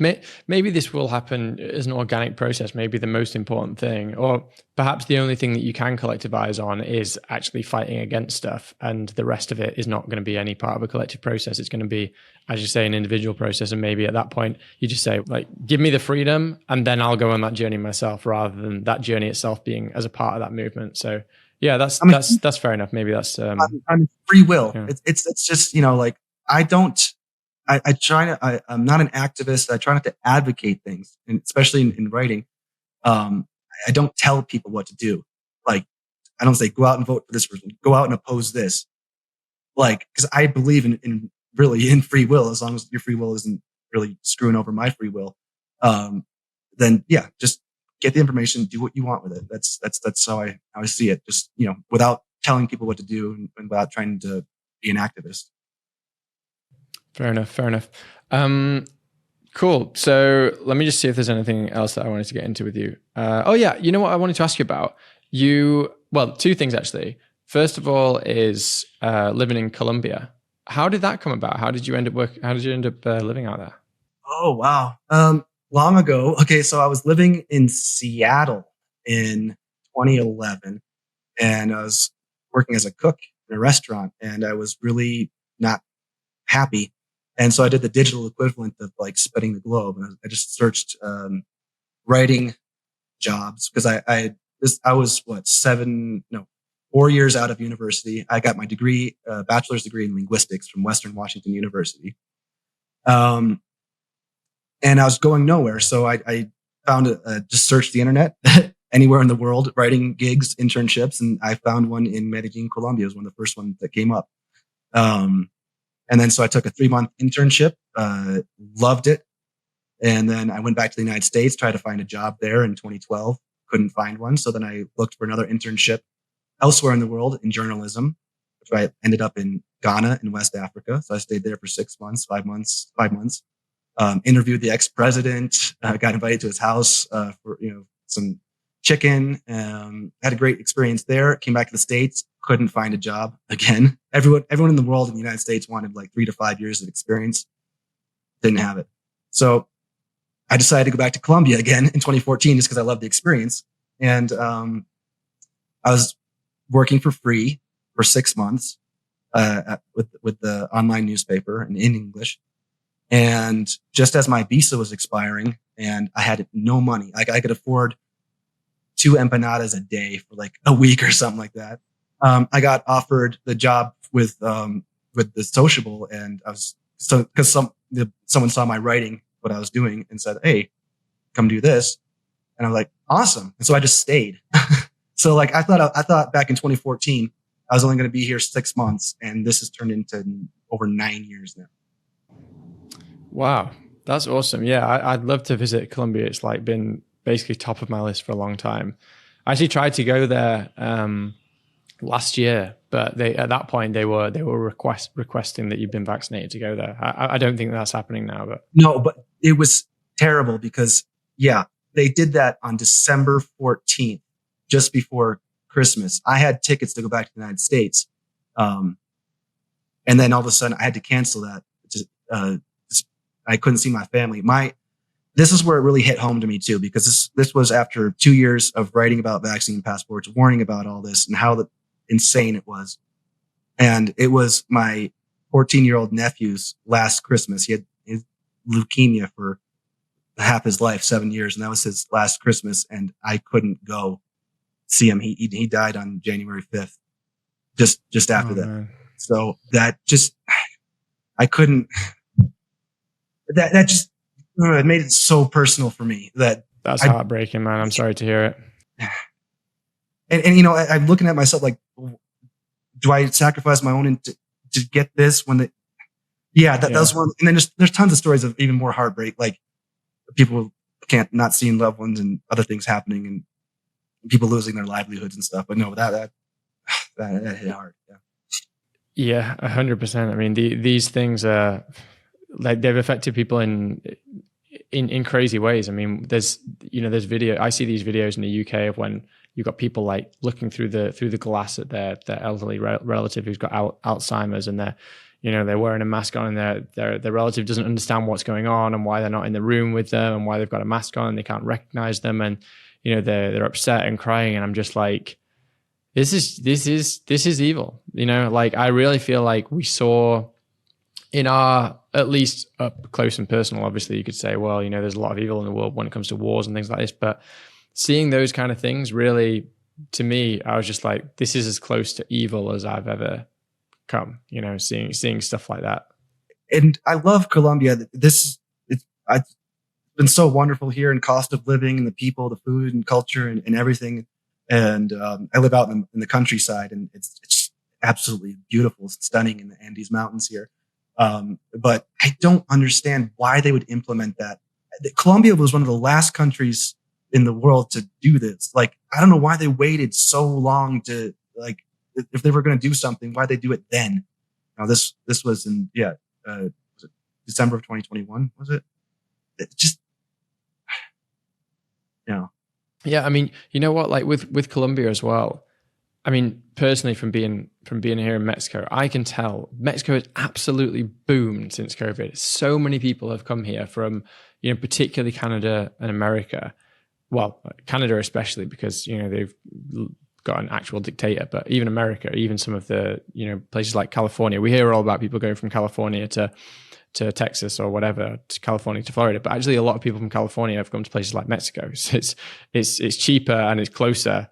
And it's actually, in some cases, easier for them to just get here. So actually, like Mexico has done really, really well. And I feel like Colombia could have got so much of that success. It could have got a huge influence of people. It could have got a huge influence of, of money, etc. It's a cheaper country than Mexico. I think a lot of people would have made that decision to go to Colombia. But no, they went along with the program. And therefore, they're not going to see those results, because now people are settling down, and people are settling down in places like Mexico. It's like it was a one chance kind of opportunity for countries to say, we're not going to go with the tyranny, and to benefit from the success of that. And I think it's a shame for Colombia, because Colombia, it would have been a really, really great candidate, in my opinion, to do that. Well, what's happening now is there's a huge boom in tourism right now, since they lifted the restrictions and everything. But it's not people coming to settle, not freedom seeking people during that time, because this wasn't the best of that. So now actually they're having a different problem, which is gentrification. And it's, there's signs in the city, in Medellin, that there's so many gringos now that they're like all the Airbnb prices are going up. And then plus there's inflation as well. But with everything getting more expensive, people, like a couple years ago, they were saying, come to Colombia, you won't die. It won't kill you. It's safe. The only danger you have is not wanting to leave. And now that they're here, a lot of tourists are here. There's signs up everywhere. Gringos go home. We don't want you. And so it's really, but yeah, they're not the freedom seeking people. And yeah, Colombia they could have had something. I really thought Colombia and Mexico were like, oh, these are the places that are, I'm glad I'm here. Cool being in Mexico as well, but that didn't happen. No. Yeah, that's interesting. I didn't know that was happening in Colombia. That's happening here as well. Not so much outside of Mexico City, but I've heard that that's happening a lot in Mexico City now, in particular in areas where you've got particularly large numbers of like Americans and stuff. They have like, graffiti or signs or whatever saying, gringos go home and things like this. So yeah, it's obviously happening there as well, which is sad to hear, because I think that for the most part, this is a really good thing. People, aside from it pushes rents up, which, that's just a natural thing that's going to happen when more people want to live where, if you're a successful city, if you're a successful town or whatever, property prices are going to go up because more people want to live there. Like that is just the natural cycle that happens anywhere in the world. So, it's in a way, it's like if you are upset about foreigners with money coming into your city, well, you don't want your city to be successful then. That's kind of the way that I see it. And, I'm not just saying that obviously as a foreigner living in Mexico. I say the same, coming from the UK and, I lived in London for 7 years. And, you have people coming into London, with huge amounts of money, like making, that's why London boomed so much. I mean, obviously it's one of many reasons, but you had a lot of foreign money coming in there. It's like, yeah, it kind of sucks that the rents are high, but what would you prefer? That the city fails, that the city isn't financially successful, that the city isn't safe? I mean, as places get more safe, as places get more, get better infrastructure, as places get more successful and have more job opportunities, more people want to live there and the property prices go up. This is just a natural, you can't have one without the other. So, I really feel like it's a very kind of like small-minded or very just like tunnel vision to just say, okay, gringos go home. And it's like, well, do you want to be successful? Because if you're successful, gringos going to want to come live there. Yeah, it's a push-pull. It's a pain point because the government has to catch up with that too, because if price, rent, property, everything, and just cost of living in general keeps going up, then the wages should be going up as well. But just, regulation, government stuff isn't there. I mean, there's tons. Colombia is very corrupt. There's tons of corruption, and greed as well. That's everywhere in the world. So, it's just one catching up with the other. Having foreigners come in, investment, pumping more money into the system, good. But a lot of times that money just stays either it goes to corrupt projects of the government or whatever, or, just kickbacks so Colombians are very skeptical. They have no faith, like pretty much in government whatsoever anyway. And now they see another problem. And so it's just compounding. But no, you're right about, helping the city and, not letting the country die. But I think that their fear is that it's going to turn into something like Costa Rica, where Costa Rica used to be a place for the longest time where people went to, or I guess, no, that's from a gringo perspective. Never mind. Yeah, exactly. Well, we'll see what happens. But personally, I just think that like with everything that's happened, we're kind of going through another phase, I think, in the world of just people like moving a lot. I think that COVID was a big eye opener for a lot of people that the country that they used to live in is not the country they thought it was. And that was definitely the case for me, being in the UK and going through like months and months of lockdowns where you couldn't go anywhere. And I just kind of thought, this country's finished. I mean, the only thing that was, the only reason that the UK was kind of still continuing to have some status in the world was because, the people there are very hardworking generally. It's got like, a lot of kind of, for instance, like me living in London, obviously this is kind of a London centric view, but there you've got like a lot of kind of headquarters for kind of multinational businesses and stuff. A lot of the work that gets done there. Yes, fair enough. It's in the kind of tertiary sector or whatever, it's not necessarily, it's not like, manufacturing and stuff, or there is, but not so much. But it's a very forward thinking place. People work hard, people are very educated, etc. But if the government decides to turn off the economic tap, that's going to go away immediately. And the other thing that's great about Western countries that they all basically threw out is that there's something called the rule of law. There's something called the rule of law. There's something called fundamental freedoms, inalienable rights, and all of these things. They just went, no, we're just going to dispose of them. So it's like, okay, well, that was your competitive edge over, the third world, over, developing countries, which are far cheaper to live. They're far more beautiful. In general, they've got like better weather, and they're actually, now with people being able to work on the internet, they've got good infrastructure for doing that. As soon as you throw away your competitive edge, like you're way down there on the list of places to live. And now I think that, it's kind of like they've been exposed. A lot of these countries have just they've been exposed as just being like expensive countries that actually do not nurture, generally speaking, good life for people, and they're willing to throw away the things that made them successful. So why stick around? Why won't people move? I see that happening, moving to other countries, but it's also a big migration from urban to rural areas as well. Yeah. where there's a little bit less reach because you feel it more when you're in a city. There's more, the rules and stuff, like people yelling at you, pointing at you. You have to comply with certain things, and it's just more easy to control when you're in a densely populated area. You get out to the countryside, and it's way more real, at least in the United States and also here in Colombia.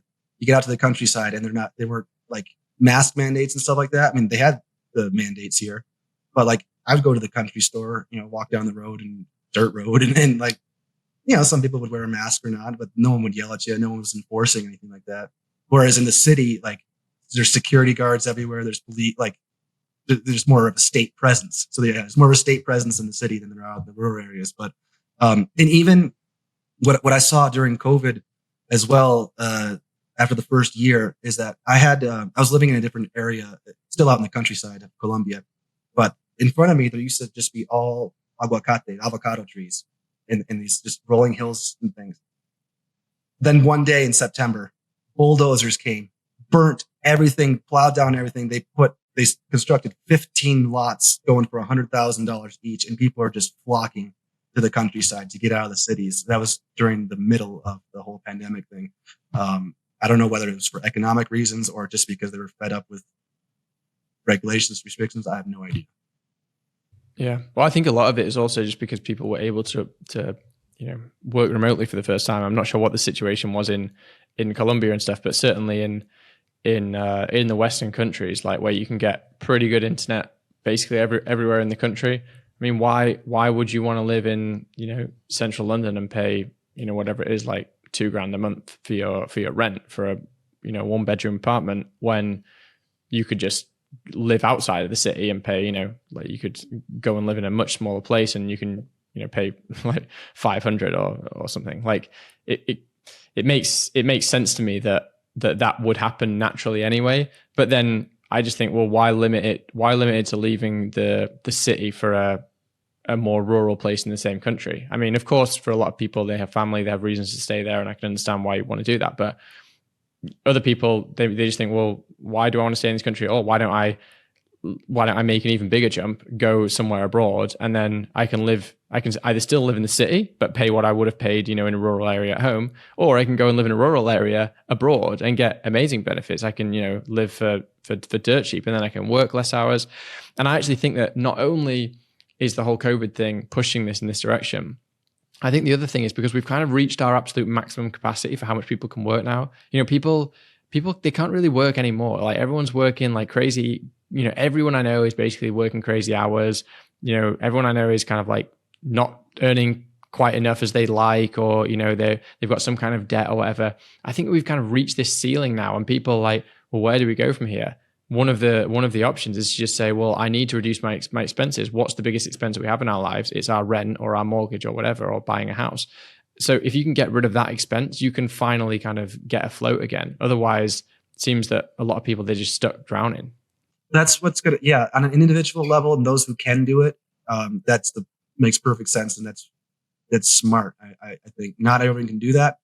And that's where I see that tying back to the very beginning of this conversation about that's where central bank digital currencies, big government comes in, and the talk of universal basic income. So many people working so much, not being able to afford things, and getting into all this trouble financially, that someone's going to sweep in and say, okay, we'll give you an allowance. Here's this, you can live off this money. And this is programmable, but you can only buy this stuff. And it's one of the United Nations Sustainable Development Goals is to end poverty. And one way to end poverty is to flatten everything, except for the people who are still really rich, which are going to be super rich. They're not in poverty. Everyone else getting their UBI allowance. Yeah. Then, hey, we eliminated poverty. There you go. Yeah, exactly. One more thing before we kind of sign things off. I know you were on Russell Brand. That was it the beginning of this year or something? You were on Russell Brand. Just interested to know how that came about and what that experience was like. Oh, it was awesome. Yeah, it was in January, and it was just ahead of the World Economic Forum's annual meetings. And I actually don't remember if I had written anything previously which got their attention, or like immediately in that month, like leading up to the event. But Russell Brand was having a show, a special on Davos, and his producer reached out to me on a Friday, and the show was for a show on Monday, and said, "Hey, you want to come on and talk about the World Economic Forum? What can you bring? What information can you bring?" So I talked about the "you'll own nothing and be happy" stick, and how that ties into a circular economy. Just in a series of having a whole class of renters and everything like that. And so the producer got back. Oh, these are great bullet points. Okay, come on at this time, and we'll have you. So yeah, it was just Twitter reached out to me. A producer reached out to me on Twitter, and then once I was on, it was great. I had a lot of I was wondering if I was going to be nervous or not, but not really, because I had a lot of great experience. You've interviewed Rick Munn from yes. I used to be I was semi-regular on his show before hours changed. Cool. So I got so much practice and experience talking with him live, and so it felt good. So once got on with Russell Brand, and Brand was very nice, and he lets you talk, and then he'll come in and give his point of view, and then at the end of the thing, he looked to his assistant there and his co-host, and like, "Hey, what's the name of this publication? The Sociable." It's like, oh, and then the assistant's like, "Yeah, I love reading the Sociable." And then Brand was like, "Yeah, we love you. Come back on." So it was an overall great experience. I had a blast. I don't know. I mean, as far as like traffic wise or anything like that, I don't know. Didn't do much, but it was an amazing experience. That's cool. Yeah. I love what Russell Brand's doing. Like, I've always thought that Russell Brand's a real one. And I'm glad that on this topic as well, that he kind of came out on the right side of it. I mean, it in the beginning, I know that there was kind of a few question marks, but I think now, like, we can all see that he's squarely like on the side of freedom when it comes to this stuff. It's been fun because I've been watching him for a year or so on his podcast, listening and seeing his Rumble and YouTube videos, and it was kind of seeing an evolution, like slowly, like, oh, he's starting to talk about this. I write about this. Oh, he's getting into this. Oh, okay, this is interesting. Now he's appealing to this huge audience and then I always saw him being like a couple steps behind on the news and what's going on. And oh, he's almost got it. He's almost got it. He's putting the dots together. He's almost got it. And now it's just like, oh man, he's right on top of everything. And his audience just keeps growing and growing. So yeah. Yeah, I really want to talk to him at some point. One day I'll actually ask him to come on here if I can get him on. But I'd love to talk to him about, because he still seems to me like he's not. I know that he's into like he's spiritually there when it comes to kind of ideas of freedom and libertarianism and stuff, but I'm not sure that he's politically there. Like I still get the impression that he's kind of, subscribes to some like socialist ideas, which, and I don't know whether that's the case. So, I don't want to say that for absolute certainty, but I'm kind of still waiting for him to have his moment of just being like, okay, I'm not just spiritually into, some of these ideas of like self-expression and freedom and stuff, but actually I am politically aligned with that. Like I don't believe in state redistribution of wealth and this, that, and the other. Like I'm kind of waiting for him to get there, but I'm not sure that he will, because I think that he tends to like just not go too much into the politics stuff. But I'd love to talk to him about that, because like I think that he, there's a lot of people out there who, they're totally like politically libertarian, but they still on that like spiritual stuff. I'm in that camp, and I know a few others are, and but I'm not sure that he's there yet. I still think that he's not quite gone full libertarian. Yeah, I mean, when it comes to politics, he, I think, is not picking a side. Like, I don't know. This person said this person said this. I don't know. Also, there's things where even when during the World Economic Forum annual meeting in this last January, and Idris Elba and some other celebrities and things were talking, and Brand was it seemed like he was kind of stuck between. He was like, well, I like these people. They're celebrity, they're actors. Like, I know that kind of group, but they're talking about this. I don't know. Like, kind of wishy-washy on that. Not taking a side whatsoever. But I mean, I get where it comes. I'm the same way. I'm very apolitical. Like, I don't, even when I cover congressional hearings, I don't say who's a Republican, who's a Democrat. I just listen to what someone's saying, and I just like, this is what's going on. So I understand like staying away from the politics stuff, because once you stray into there, you get labeled this one one way or this way. And then that's your audience. Yeah. You isolate half or 51% of the other. It's like, I don't want to do that. I see something much higher, much grander than just the squabbling there. So I see where he's going. Yeah. It's funny because I've just been listening yesterday actually to the Robert Kennedy Jr. Podcast with Joe Rogan. Have you heard that one yet?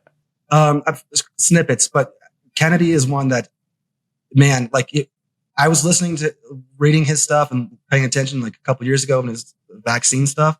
But to me, like, I didn't cover any of it because it seemed like too crazy that like, this is like, if I do anything, this is all anti-vax. Like, but I was paying attention, but now he's getting all this, he's not getting really a whole lot of mainstream coverage, but this stuff with, Joe Rogan, he's been saying this stuff for, it's been consistent.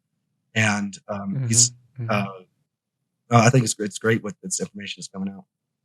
Yeah, I'm really interested to see where this goes because like, if he becomes a serious contender for the next American president, I mean, I don't know, people are going to have to start really like questioning, are you going to vote for a Democrat who's been like extremely consistent on the COVID stuff and who has kind of like been on the right side of a lot of this stuff? Or are you going to go for someone like Trump who kind of, in my opinion, has been pretty poor on this stuff and, has just been very, very on the fence and hasn't actually taken a stand. But a lot of people, I think in the freedom movement, especially, like they are super pro-Trump. Like, Trump can do no wrong in their eyes, and be interesting to see how that whole thing plays out. Yeah, to me personally, it'd be extremely interesting to see Kennedy versus Trump. That'd be really interesting. But for me, I don't see what happening to him is just how the hell are the Democrats ever going to let him I just feel like they're going to do what they did to Bernie Sanders or whatever. And yeah, they will. Yeah. And so So I don't see that going much, but it seems like what I saw, yesterday or today, I don't even know if it was a poll, if you can trust polls or whatever, but he's more favorable than Biden. So and he's like rising up in that rank. Totally. Yeah. I mean, he would be perfect. He would be the perfect candidate for them to run. I think that if he ran, he would almost certainly win, because you're going to get the people who will never vote red. They're going to vote for whoever the Democrat candidate is. But the only person who can pull over the Trump voters is Kennedy. Every other candidate they could possibly run is not going to pull over any of Trump's voters. So Trump's going to, if Trump gets the Republican nomination, which I'm not sure that he actually will, I'm not sure that will actually happen. But if it happens, then I think that Kennedy's the only person they can run to win. But then again, they were in the same position when Trump ran the first time, because they ran Hillary over Bernie and Hillary lost to Trump because they ran the weaker candidate, because they didn't want to run the, actual Democrat candidate. I mean, for whatever you think about Bernie, he at least is a kind of like real Democrat with values that I think for most, kind of blue voters in America, like they would subscribe to a lot of his ideas, but they ran the weaker candidate because, it's a big club and he wasn't in it, and they lost. And I think they'll do the same, and they'll probably do the same this time, because if we know anything about politics, is that they make the same mistakes over and over and never learn. Exactly. Yeah. Yeah. Cool, man. This has been really awesome. Been a real pleasure talking to you today. I'm just going to give a quick message to my audience that if you have skipped the intro, please consider donating to the show. There's links in the description there that you can support us. So if you've got value from this episode, please consider doing that. Tim, it's been awesome. Do you just want to let people know, first of all, where they can find you, where they can keep up with everything you're doing, and also just a parting message you have for my listening audience as well? Yeah, sure. So you can find me social media at Tim Hinchliffe, my name, on Twitter, Gab, and Getter. And the website is sociable.co. And apart from that, as a message, I'd say stay free. Be true to yourself, and just try to spread love and happiness. Amazing. Thanks, Tim. Thank you.